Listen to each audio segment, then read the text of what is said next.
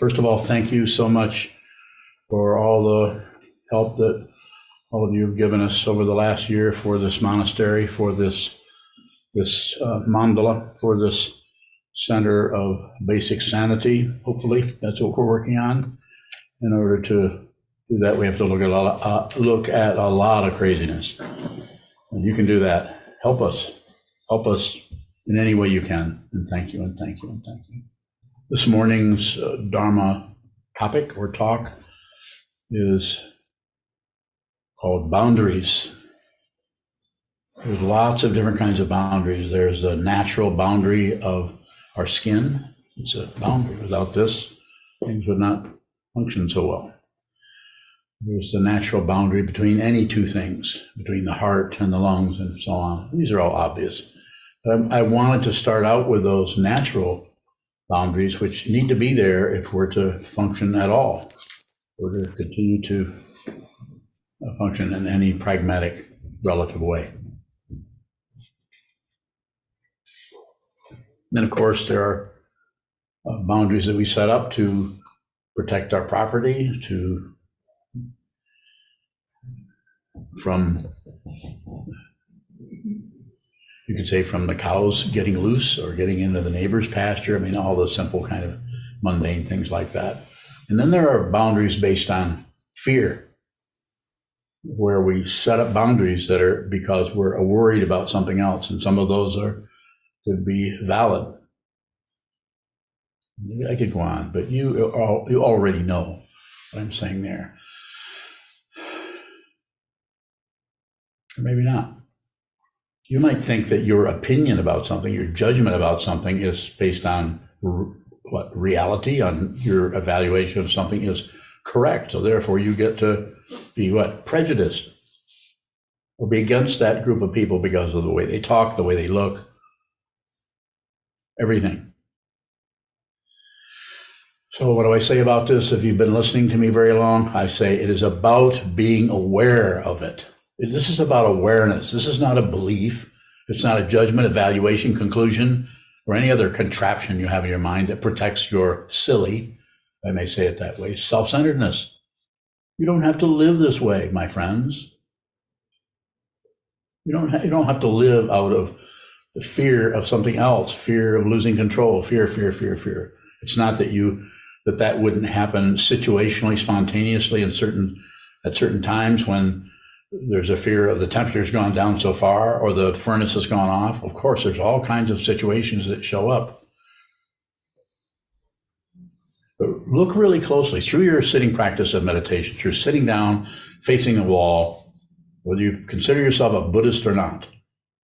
Sit down, hold still, face the wall, and watch the way the mind works by watching what moves. And when I say what moves, I'm not just talking about the initial movement of the mind, the thought patterns arising spontaneously out of who knows where. You know where thoughts come from. You're pretty unusual. So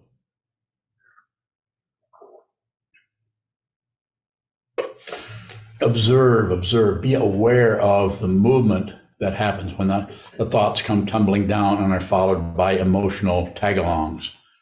You have a thought about something and it may have some accuracy to it relatively, but it may be about, that belongs to me, and that does not belong to you. You do not own anyone. If you think you do, you will suffer, and you will probably torture the person that you think you own. I'm not saying there aren't conventions. Marriage is one of them. Look very closely at those, please. Right and wrong is extra. If you operate out of right, as soon as you operate out of right and wrong, you have left the true spiritual path. I'm not saying you're not on what you might call a spiritual path. Theism operates that way all the time. What we call non-theism, or no solid center to anything. Ni svabhava, no self here, no self there. You need to see it. Don't believe anything I'm saying. That would be very disrespectful to not only to me, but to your own intelligence. Don't believe, don't conclude, don't.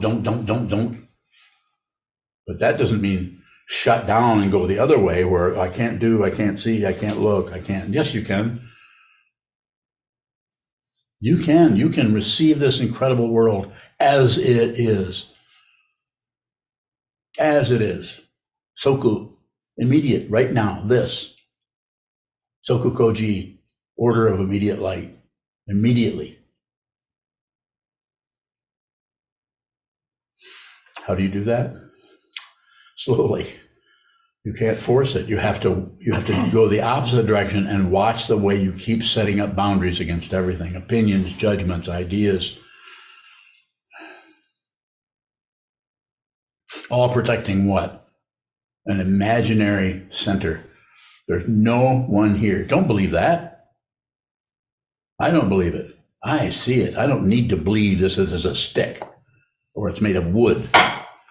I know it. And that's how I know nothing is separate from anything else. It's that solid for me.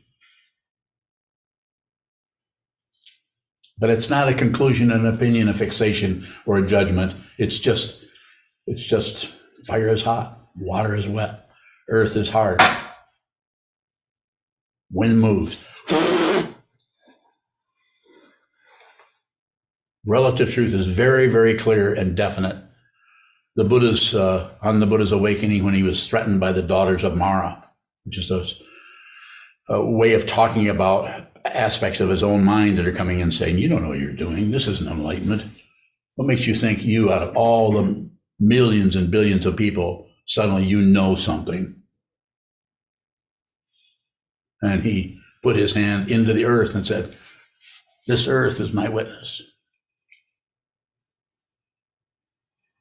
Sparsha mudra, it's called traditionally. It's just a way you'll see images of the Buddha rupas, that where the Buddha is, one of his hands is touching the earth. He probably drove it right into the earth. He probably hit the earth.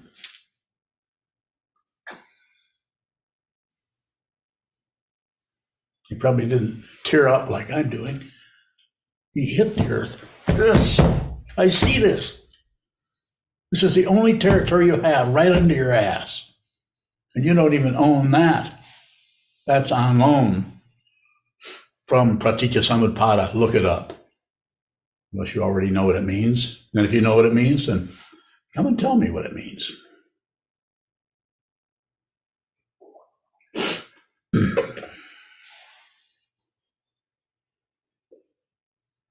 You have to do this yourself. You have to do it. This old man can harp at you about it or wave a stick in the air or point, or any other Dharma teacher who is a true teacher, one who teaches out of what they're looking at, not out of what they read in a book. It's not that the books don't help you. You need stair steps to get to the top of the mountain, but you don't need any more steps when you're looking at it. Steps are gone. The footprints are gone. Look behind you. See any footprints?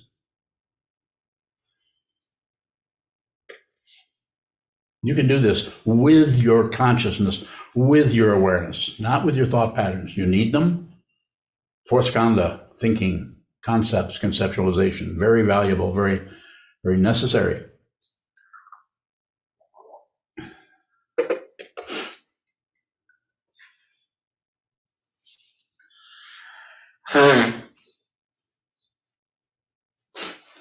So what do we do with boundaries? The first thing you do is you look at them. If they're in your mind, you just are aware. You sit and you're aware. That's why that's why in the Zen tradition we stare.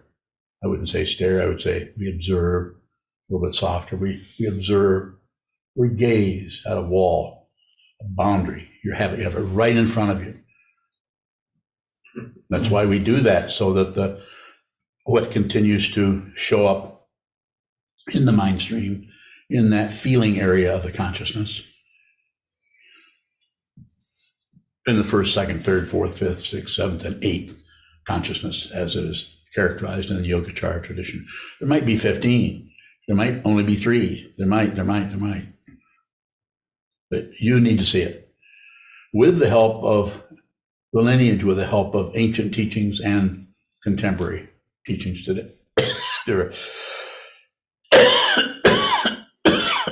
Excuse showing up today. It's done with the awareness.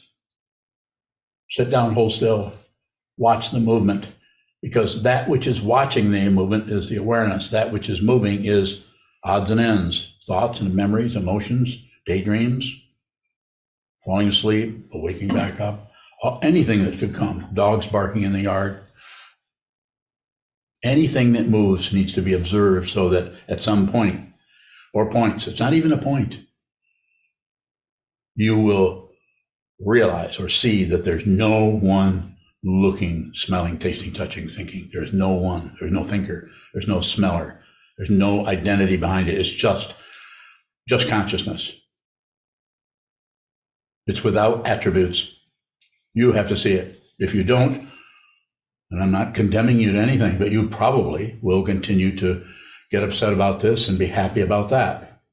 Get upset about that, but be pretty happy about that.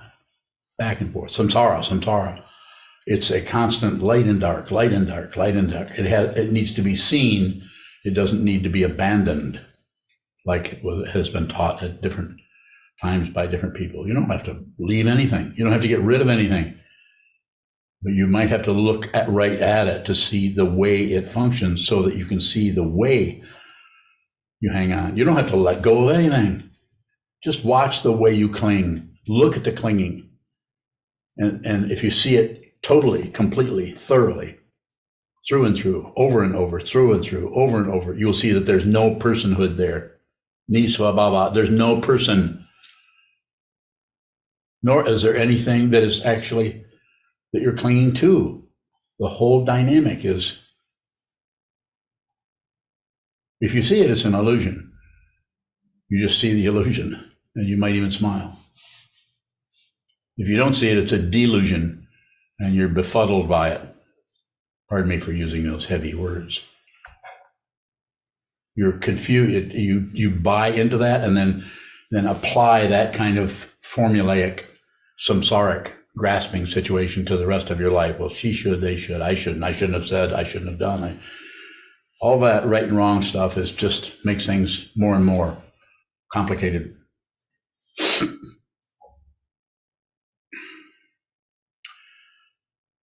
So I could go on and on about boundaries, different kinds of walls of the mind. What's that called? Shinmukege. Walls of the mind. In the Heart Sutra, written a couple thousand years ago, as far as we know, translated by Red Pine. That would be a very good translation if you're interested. We chant that particular translation in this monastery a few times a week. Been doing that for years. We also chant the traditional one in Japanese. So let's have some questions about boundaries. Here. If we're on the spiritual path, is there a boundary or a separation between things that happen in our mundane life and the spiritual life? Oh, there's certainly separations and divisions and gates and so on. So yeah, and it would be different with each person, how that functioned. Some it would be more conventional, situational, that you can't do anything about it. You just notice that like something that because you live in a monastery and you've lived here for years, you've stepped through one of those, which is distance. Distance is a great boundary. Well, there might not be anything there except time. It takes a long time to get to the monastery, or a long time to get to the cushion, or a long time to get to your friends, or your intimate partner, or your family. More about that? Yesterday you were talking about, and you often talk about no improvement. I do. And you said if it's a true spiritual path, there's no improvement.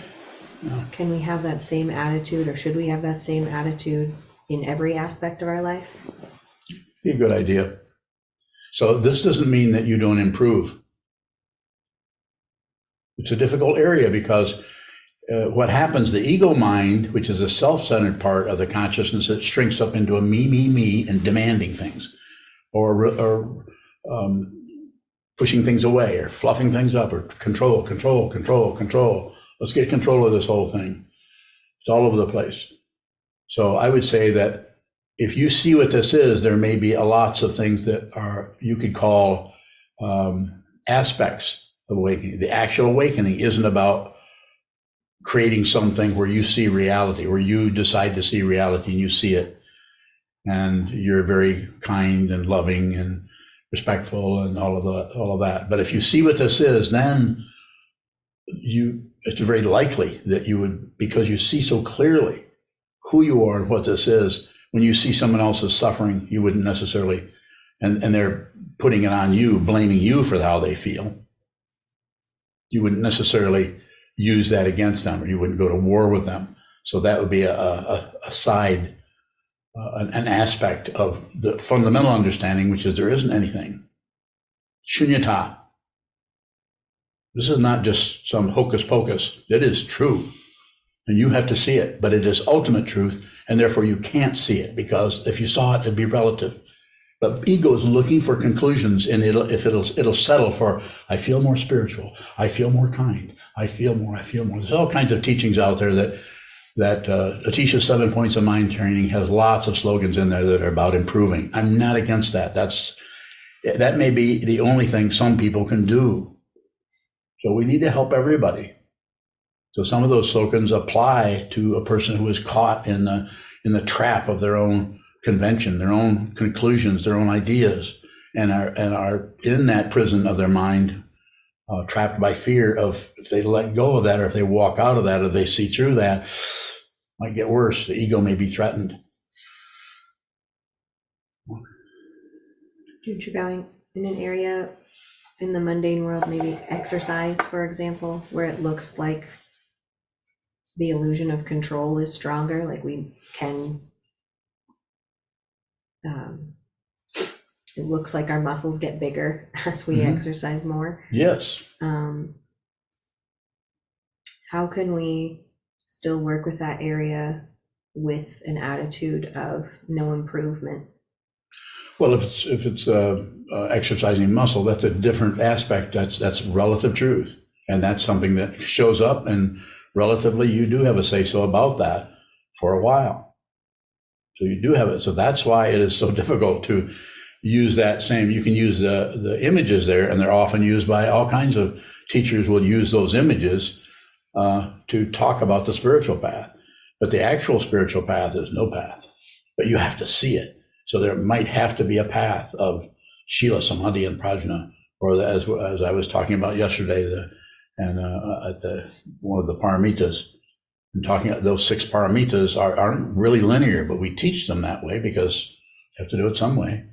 But one person might be constantly working on the paramita of patience, on trying to understand what that is. If you understand patience, you've got them all. That's why it's set up that way. It looks like, well, you go through this, and then finally you get to wisdom, or these are all skillful means, and the first 5, and then you finally become wise. The first paramita, Dana paramita, generosity, that may be your particular Dharma footprint. You see, there's no giver, there's no giving, nothing has been given. It's threefold purity. It's free from the conceptual thing that tags along and tries to explain everything. So weightlifting, obviously, if you do enough of it, you're going to get stronger, you're going to look stronger. But some of those areas are still really complicated. Diet is a really complicated one that I've been trying to understand since I first turned to that not too long ago, 20 or 30 years ago. The more about that, there's a lot of room for questions there if you have more. Help us. It feels like those areas are easier to separate. Yes. And say, well, I should be able to get results if I exercise or diet. It feels like I make a separation between that and my spiritual life. as if the teachings that you're talking about don't apply to those other mundane things. And I'm wondering how to see, I don't know. It's hard to ask a question in the area, but let me throw this in, and then you can ask a question if this helps you. Is repetition is very important, and the interesting thing about repetition, whether it's a mundane path or the spiritual path, is eventually you see that you can't repeat anything. Excuse me, but you have to see that. That's not something that you kind of conclude that you can somehow prove to the world that you can't do anything twice. It's something that you see with consciousness that is amazing, and it's quite humorous, because we see how we we fixate on something because we don't want, if you're angry, you don't want anybody coming along and saying it'll be all right, or the other direction come along and kind of make fun of your anger, or point out to you how your reaction to that is not actually about what just triggered it. It's about your deep collection of hooks and claws that are into a certain thing that you have not seen yet. But it gets triggered out here by this person saying something or this person doing something. And suddenly the demon comes out of the cave raging. You know what I'm talking about? Sure you do. And it's not about fighting that demon. You can't fight it. You will lose because it's just intense anger. And why can't you win, or why can't you see through that, or why can't you stop that? Because there isn't anyone. There is no solid being. The illusion of the illusion of some kind of conqueror, that's relative truth. That's what's happening in the world. If it's wrong, we need to correct it. If it's right, we need to fluff it up. Relative truth, buying into relative truth. And so it has to be seen. And where do we see it? See the leading edge of it. See the way you slowly start to buy into, slowly reach for that cave of demons and open that door and let that up, based on some situation, some tree falling over, or somebody's comment, or somebody's even offhand comment about you or about something you've done or something. And suddenly, instead of receiving that simply as it was, as a trigger, and noticing that roiling around in the background is something that is yours. It's your responsibility to work with that, not to take that out, roll it up into balls of thumbtacks and throw it at somebody. Because that's what people do. They get rid of somewhat temporarily. So they get rid of that by throwing in a blaming, just a finger pointing. It doesn't have to be the actual finger. It can be, you can just sit there and look at them. I can look at you and you see it? You can actually develop that. Just a look. You know, how so different. Everyone has their own style of how to look grouchy without making it so obvious that someone can blame you. Are you grouchy? No, I'm fine. How you doing? Well, I was doing good until I took a look at you. So, I mean, we have a little bit of humor, and sometimes that humor works, and sometimes that makes we start fighting even more. So you can't win. You don't have to worry about winning. You should lose as much as you can, but don't allow someone to trample on you necessarily. And that's your awareness that needs to do that. Question. Wonder Valley, is it necessary to see a boundary between the spiritual and mundane? If you don't see a boundary, is that ignorance, Valley? Not necessarily. It's that area is different for each person, so there's no. If you keep asking questions about it, something may show up that is more about pointing at something. It's so different for each person. Once you step on the spiritual path, then it's hard to stay there because everything wants to chime in. The ego wants to say, well, this is spiritual. Look what you're doing. Look how much you're helping these people. This is spiritual. No, it's not. This is about your ego wanting to appear helpful. Big difference between helping somebody truly, genuinely, right from here, and actually looking for a credential so that you look helpful. This also does not mean that if you do that you might not actually be helpful to someone. You could. And if you just fed a whole family because you took food over to them. You might be making sure everybody knows what you're doing, or you might just, it might be in your own mind stream that you're, that kind of invisible pat on the back you're giving yourself. What does that do? Ego feeds on that. And it postpones the time when you need to look at the fundamental reality, which can be terrifying. You can cover up the fundamental nature of reality by just any one of the three poisons. If you're angry all the time, if you're angry all the time and you're always looking for revenge, or you're throwing out or you're pointing fingers, you'll never really know how terrified you are. You can hide from it through anger. It takes a lot of sitting practice of meditation. I'm very biased. I'm not saying you can't. There might be some magic pill somewhere. Go ahead. But to sit down, hold still, and voluntarily sit down for hours and hours and look at the nature of your mind, eventually it's very difficult to stay mad for very long. You won't be able to stop it. You don't need to stop anything. But you need to see what it is so that it doesn't take over your life and hurt people or hurt yourself.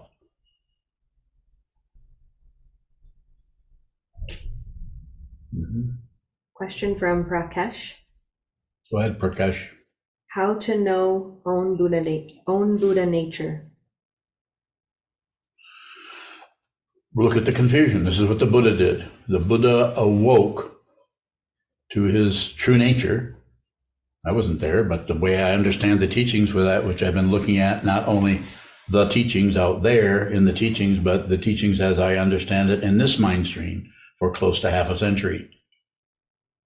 You have to look at the confusion. If you're going to work with something, you don't immediately patch it up because it's bleeding there and it's bleeding there. And it's a good idea to see what's the cause of this. If you can, there might not be any way to look at the cause. The Buddha said in the Second Noble Truth, life is suffering, frustration. So you go and look at the frustration.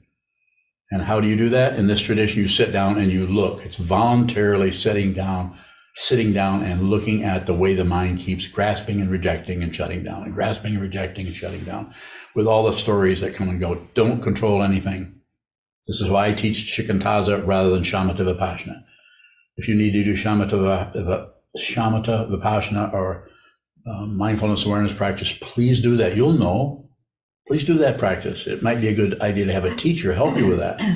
I teach Shikantaza because it's then that way, if you sit down and hold still, you'll do some version of one or the other. You'll either just watch what's moving, Vipassana, natural Vipassana, or you'll tune in to the movement of your breath or your diaphragm. And you can do that in Shikantaza. It's the fixation on it, trying to fix it so that you become a meditator, capital M, a good meditator.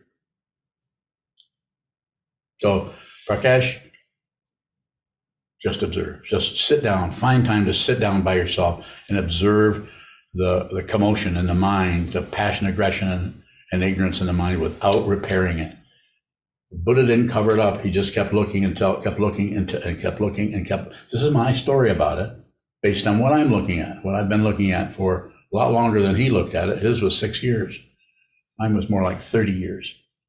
Before you begin to see, he began to see, or anybody who awakens begins to see the nature of reality. This doesn't mean you stop having breakfast, or you don't have to wear clothes because you have clothes of light, some baloney like that, some romantic idea that covers up the actuality of it. It is suffering, and it's intense, and it's everywhere. And most people don't know it. When they say life is suffering, people say, that's a negative teaching. No, it's the truth. It's just that people cover it up with passion, opinions and ideas and judgments, aggression, blaming others for the confusion, and ignorance, shutting down, buying into a particular localized, specified truth about everything. It's not that relative situation or that logic or that analysis isn't relatively correct. Yes, it is. But analysis will not see what this is. That's stair steps. You have to get to the top, and then if there's a self there, you need to jump. And it is not suicide. You're welcome, Prakash. Yes. Kozan bowing. Go ahead, Kozan. There's a question in the chat box from Ivan. Ivan. Is there a boundary between the suffering of others and ourselves? If you're a meditator, not for long. Initially, yes, we're very self-centered and we're very much about ourselves and protecting ourselves and advancing ourselves. And maybe a little bit of attention paid to others, especially if it's a biological connection, our family. We're more likely maybe to spend a lot of time with somebody or is it a blood relation? That whole area is so situational. But eventually the very vow itself says, be with all things, save all beings, put everybody before yourself. That's a pretty tall order because we're so attached to who we are, protecting ourselves first. This doesn't mean you go the other way and try to ignore yourself, don't eat or don't sleep and live in a cave and just pray for others. It's not that romantic. Further? Question from Adriana. Adriana. How can I practice having no demand when I feel like I need attention from someone who doesn't want to engage with me? Read that again, please. How can I practice having no demand when I feel like I need attention from someone who doesn't want to engage with me? Just look at it. I don't know what else to say other than just look at look at what happens and then look at your response to it. Just look at the dynamic. This is what sitting practice of meditation is about. This is just observe that. So if there's some aspect of your question I missed, then come back this way. Chisho.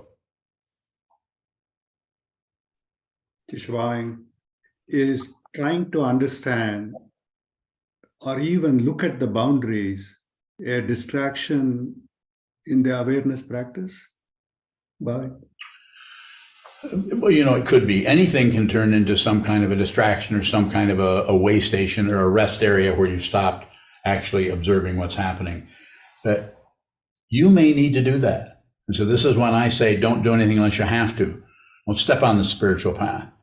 If you come in to get close to this person and say, well, I don't know if I need to do this or not, I would say, well, don't do it. Don't do anything you don't have to do. And if the person said, well, you mean don't meditate? Do you need to meditate? Well, yes, I do. I said, well, then meditate. Well, I don't know. Maybe I do, maybe I don't. Well, why do it?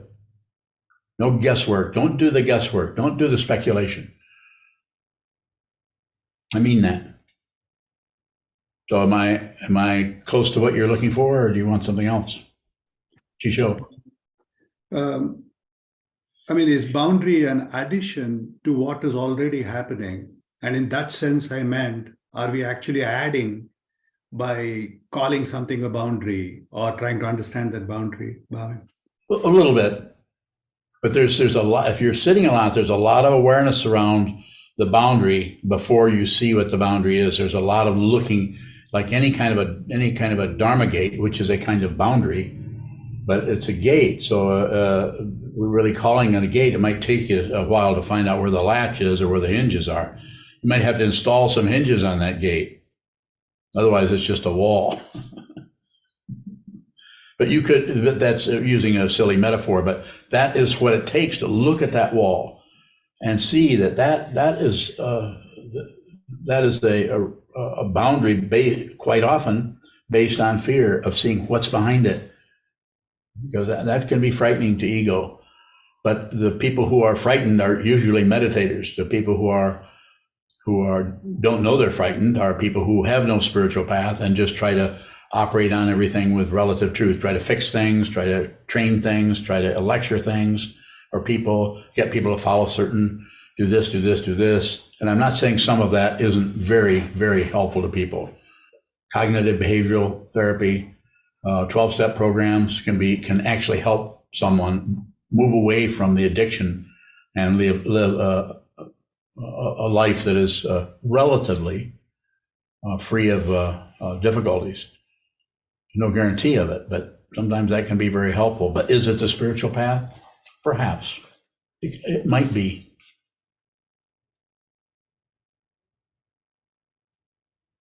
Yes, sir. Huge annoying. If you see what this is, are you still upset by this and happy with that? Yes. Sure. When I say that, though, I would say it, the qualifier would say that the happiness still arises and the upsetness still arises, but there's no being, there's no identity that is hindered by the being upset. Might sound impossible, but you can actually be upset with no outflows, no raised finger, no raised stick. It's just anger. And it may pass through quickly. It may reside in your wherever. And this is where the paramita patience comes in. Not waiting for something. You just are whatever arises. This is patience. Whatever arises, you are the anger. I sometimes say, be the shit you're trying to get rid of. For 30 seconds, give it a little bit of space, a little bit of time to sit there and growl at you or growl inside of you. Not easy. I'm not saying it's easy. I'm saying very difficult to even get this into view without a strong awareness practice. This is why I stopped teaching shamatha vipassana, mindfulness awareness practice. I'm not against that. I may teach that. I think I do occasionally when a person is dealing with things in a certain way. They need more solid reference point meditation. They need to be aware of their breath, or they might be good for them to do a mantra practice. And I would talk with them. It would be mutual. We would talk about it. We would find out what's happening in their mind stream when they're sitting for all day, or a couple of block sits or something, where they run into trying to walk down the hallway and they run into 15,000 coat hangers all laying on the floor. How are you going to walk through that?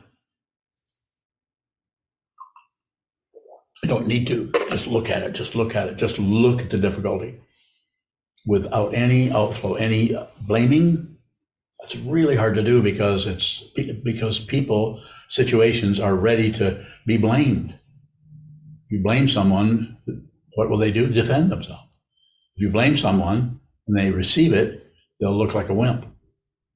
If you notice they don't do anything, because you misunderstand someone who's able to actually receive your outflow because of the genuineness of that person, and because you can't stand to think that someone could actually handle a negativity coming from you the way you can't handle it from someone else. You want to fight with them. They're not going to fight with you. They receive that. They look at you. They say, I understand how you feel. I see what's going on. Well, do you agree? Not necessarily. You have to either agree or disagree. We get in all kinds of existential fistfights with our partners, with our friends, with our, once in a while it happens in the direction of the teacher. We've had a few of those happen on occasion where there's just intense disagreement. Quite often that will put the students through a gauntlet that they don't really enjoy. And sometimes they aren't up for that, so they may just leave and I'll never hear from them again. That's happened a few times. And then because they think that it's something I did. And it's not that I didn't do something, but it's very difficult to be responsible for whatever arises in your mind stream. Whatever arises in your mind stream, no matter who did it, is yours. Even if somebody comes up and hits you, that's your nerve endings. You might say, well, yeah, but they hit me. Yeah, they did. But look closely at what that is. They're suffering, and this is the way they get rid of the suffering. Put it on you. We do that psychologically. We do it physically. We do it in our mind stream without the person even knowing that we're doing that. Do you feel lectured too? Good question. Yes. Question from Tomas in the UK. Tomas. Dear teacher, How do you know how to pronounce his name? I'm just guessing. Is it because there's no H there? Tomasz. Yeah, and I think, yes, that's good. Go ahead, please. I was just curious. Dear teacher, can I practice chanting on chakras and practice Buddha teachings? How do they compare to each other? Does chanting on chakras replace meditation? Thank you. So I've done some of that, several different kinds of practices dealing with chakras, dealing with visualizations, dealing with mantras. And I would say it's possible that can be helpful to you. The most important thing I could say, based on what I'm saying, you're asking me, so I'm going to say, I am going to say this. Make sure you have a teacher. If you're going to do any kind of meditation, even Shikantaza, at some point, you're going to need to talk to somebody that might know a little bit more about this than you do. In other words, somebody who's practiced this a little longer, like 20, 30, 40 years longer, and say, this is happening, that's happening. What do I do here? How do I handle this? That way you're getting it from that kind of background. Whereas if I say to you, speculate on what you're saying, it could be accurate, could be very good advice for you or very good recommendation. But I hesitate to say that. I would trust you. And I would say, if this is something you want to do and you feel like is important to you and somehow is supportive to you in some way, find a teacher. If you don't have a teacher, you need a human teacher that can look you right in the eye and relate to you where you are. That's what I would say to that.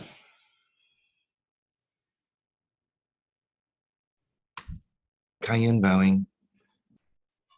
How do boundaries such as forms help to dissolve boundaries of the mind?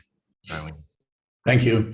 So the boundary of form, like having a monastery or having a room where you meditate or having a structure, we call it an altar or a shrine where there's an image of someone who kind of started this whole commotion 2,500 years ago, an image of that. You're not worshiping that. You're paying respect to your own enlightened nature, which is not separate from the Buddha. So when you bow to that, it gives you this form of using the whole body. Body and mind are not two different things. They just intensely look like it, but they're not. Just like the right hand, is this right? Yeah. The right hand and the left hand are not the same thing, but they kind of do the same thing, don't they? Nobody's going to answer me. So yeah, I'm taking it maybe a little bit into an area that gets a little silly or quaint, but it's about the separations are all over the place, and they are functional separations, like two hands, like two eyes, two nostrils, one mouth. You don't need two mouths, but it's situational. So coming back to the question, what was the question? Kayun bowing. How do boundaries in the form of forms help to dissolve boundaries of the mind? Bowing. So I feel that it is the repetition and the simplicity of it. We come, we sit down, we hold still, and the body becomes somewhat, not totally, but somewhat of a clean slate. It's very still. And we look at a wall where there's nothing as much as happening. If you came here, you might see a scroll hanging in front of you, but that's only an entertainment for a few minutes. Eventually, it's just another shape or color in front of you. So you would sit down, hold still, and then what would continue to move is the mind. And it might start out with a commentary on the nature of the wall. I've had people come and look at the wall and say it looks like cottage cheese. So, okay, well, it won't for long. It won't have any kind of particular definition to it or description. So bring ourselves to a point of stillness, sitting very still, and silence to some extent, because we're not commenting on anything particularly, and we're watching. And so you can't see consciousness. Consciousness, the only way you know there is such a thing as consciousness is something arises in it. Without consciousness, without something arising, you wouldn't know it. And if you actually see what it is, then you see that that everything that looks like a separation, a separate thing, a separate dynamic is not really separate. It's separated, but it's fundamental. You begin to see the fundamental nature of what this is, which is consciousness only. It's an ancient teaching, not something I made up. but it's something I look at and I teach from what I'm looking at, not from knowledge. But I might look at the 6 paramitas and look through that and say, yep, this is I can talk about this. I can use this structure because it's helpful to work with the way the mind goes this way and works with patience, works with energy, works with meditation, works with generosity, and so on, and works with clear seeing or prajna or wisdom. So those concepts or constructs, it's helpful to use those to try to address something. It's very difficult to describe what wisdom is because it's not a thing. It's something that you are. And when you are that, when you no longer are differentiating and dividing in consciousness between yourself and anything else. More? Kayun?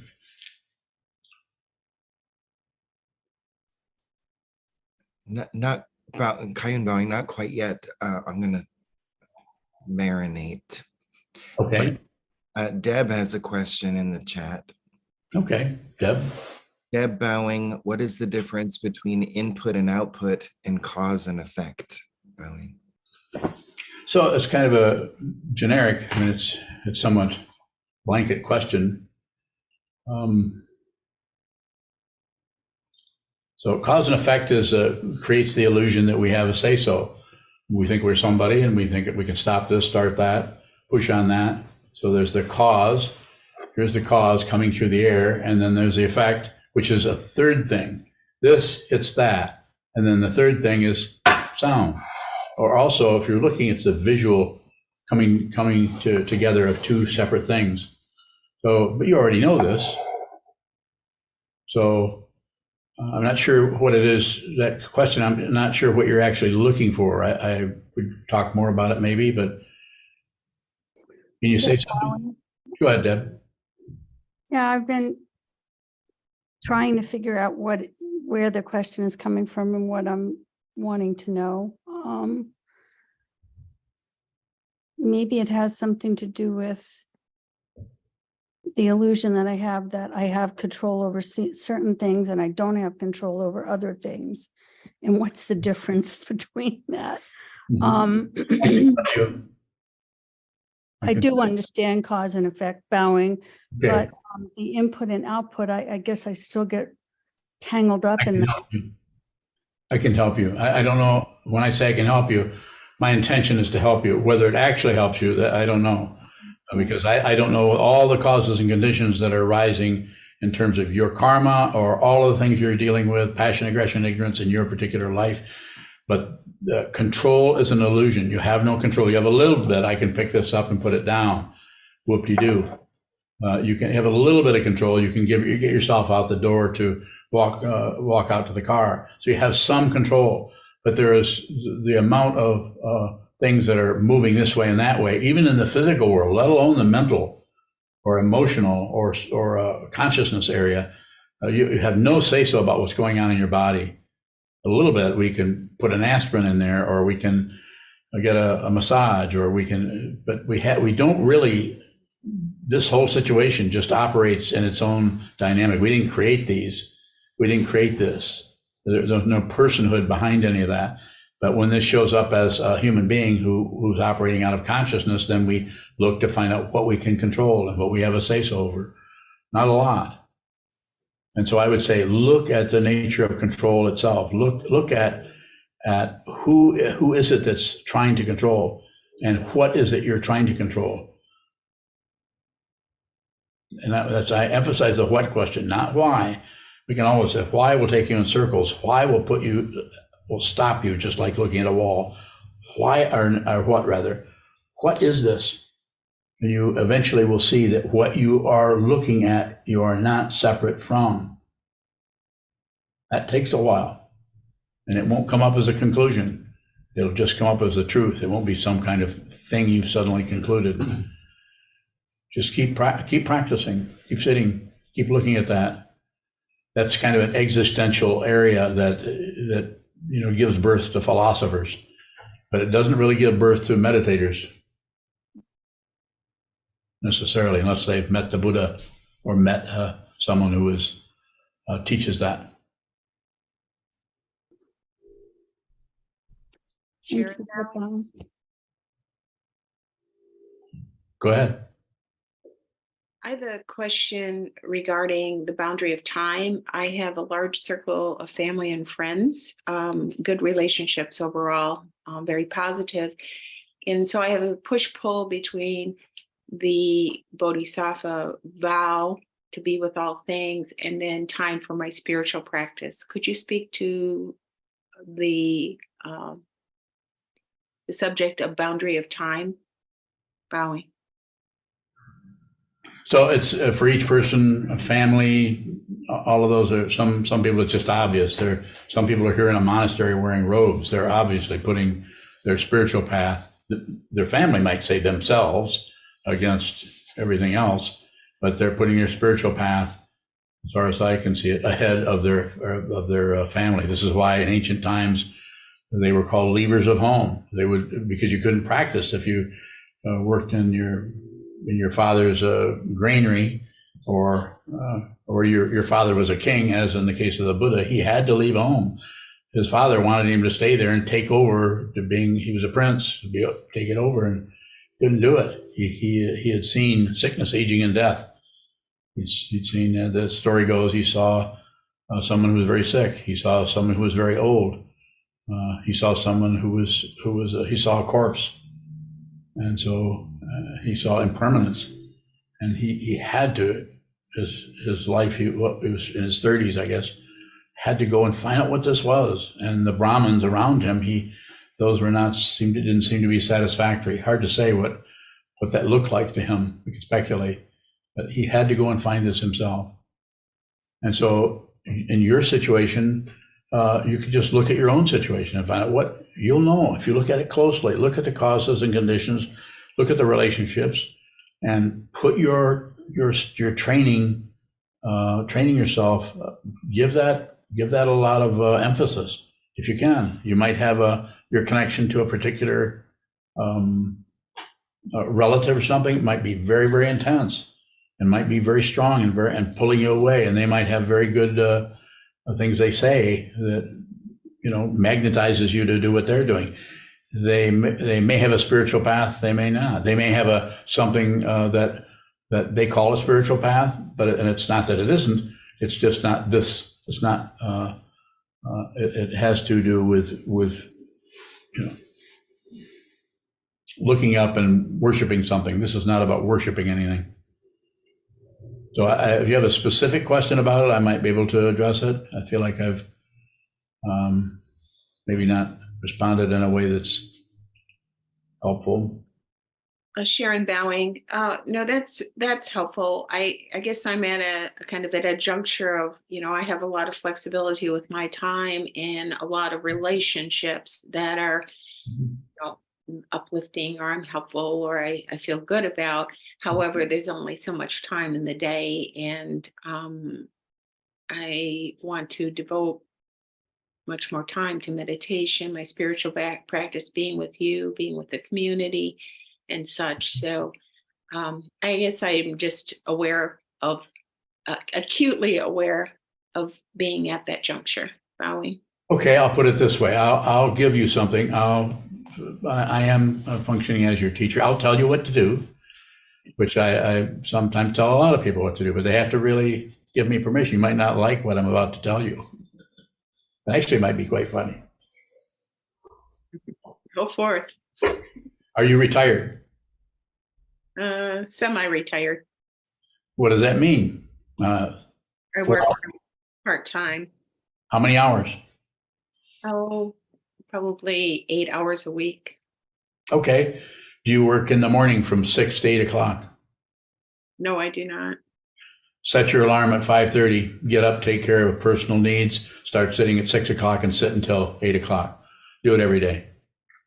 And then the rest of the day you have that way you have not only for your family, but also, and then go to a couple of book studies. Right now, I think there are 11 book studies a week, and I attend every one of them. I attend one of them that you join, to answer questions for about half an hour or so on every one. And all of those last about 45 minutes. And so go to a couple of those a week. And that's a lot of practice. So you'd be getting up. And, if there's a day where you can't do it, or, 6 to 8 doesn't work, then get up at 5 and go to 7. So, and I've had some people who just can't sit. They can't get there. They just don't. So I give them a technique that I had to use myself a few years ago, is as soon as you wake up, begin one of the reminders, or say, I vow to be with all things. Say it over and over and over as you're walking in to brush your teeth. I vow to be with all things. I mean this. I vow to be with all things. I'm going to look at everything completely, thoroughly, through and through and through, over and over. I'm never going to give up. Encourage yourself. And you may need a conventional bow to the altar, something to encourage you to do that. If it's helpful to you, hear me saying that to you. I certainly remembered my teachers' voices, both of them, and those ran through my mind over and over and over and over again. And then get to that cushion. This doesn't mean that if something comes up in the middle of that, you don't get up and take care of whatever business may be. So there's some, call it flexibility or reasonability about it. You have a form, and observing the form does not mean obeying it. I'll say that again. To observe a form, the way I teach it, doesn't mean obeying. That means that if we're sitting in here and in the monastery, or relate it to your own area that you meditate in, if you if everybody here in the who are monastery residents, they come in and they practice and they know the form. But if someone doesn't show up, they're not doing anything wrong. But we would communicate about it, not by way of judging somebody and say, so what's happening to this person or that person? Well, they're not feeling well. So it's always reasonable. It's never like a demand. Now, if a person lived in the monastery and never meditated, then we might say, why don't you move out? Go somewhere else and live. And I've actually said that before to people, and they stay. So you could do something like that in your own house, write it down. And anybody that you're living with, make sure they know that this is a form that you are endeavoring to observe. Have a form. That's why we have a monastery. You can't, it's very hard to do this without forms and without a teacher, a teaching, and a community. Buddha, Dharma, Sangha. That's why this the 3 jewels has been so helpful. It's not something to believe in, at least not the way it's taught here. It's something you observe. Thank you. I heard you. It's penetrating. Okay. Very good. Another question from Adriana. Adriana. Is no demand a rejection of dependent origination?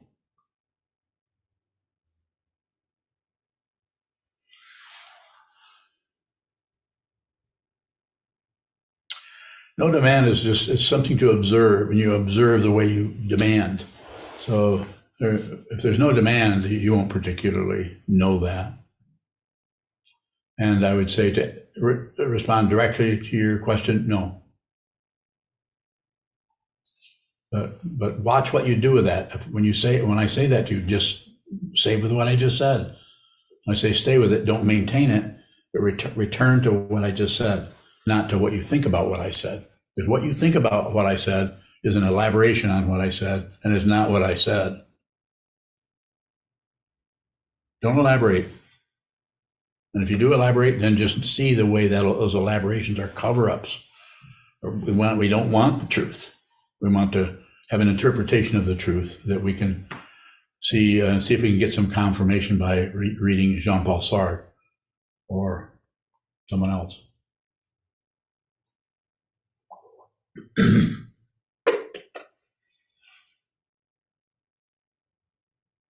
So should we close? Getting kind of late. Kozan bowing. Jishin has a question in the chat box. Jishin, go ahead, or Kozan, go ahead for Jishin. Do boundaries start with labeling something? Bowing. Oh my goodness, yes. Oh, my badness, yes. labeling, we're always, it's the label will come up just as soon as something happens, we've got a label. It's like, I used to call it Post-it notes, and then somebody whined at me because they just got tired of me using that word Post-it note all the time. And what did I do? I felt really sad. Stopped using it. But it's like that. It's like we want to put a sticker on things because then that allows us to have some kind of a reference point for that, rather than seeing the emptiness of whatever shows up. Everything that shows up is empty of our thoughts, of our Post-it notes, of our labeling. It's empty. Random labeling is a teaching that I think Trungpa Rinpoche was where I heard that random labeling. We're always commenting on everything, random. So it's about observing that. I mean, I could say don't label, or don't project, or don't. We can have a lot of don'ts, but the practice of working with that is to see how it's pretty difficult to stop that, but we can watch the way we can't stop. If you can watch the way you can't stop something, you're beginning to work with that in a radical way. In other words, at the root of that situation. And that situation can't hold up for very long if you continue to return to what is that, rather than cover it with a label. Eventually that leads to, if I can say it this way, leads to seeing the fundamental truth. There is no self anywhere, and there's no otherness. That everything is empty of self, empty of other. Easy to say, and can take your whole life to see that truth yourself, so that you can actually say that and know that you're describing something that is the case for you. Take one last question if there is one. Anything in here? Anyone on Zoom that hasn't asked a question?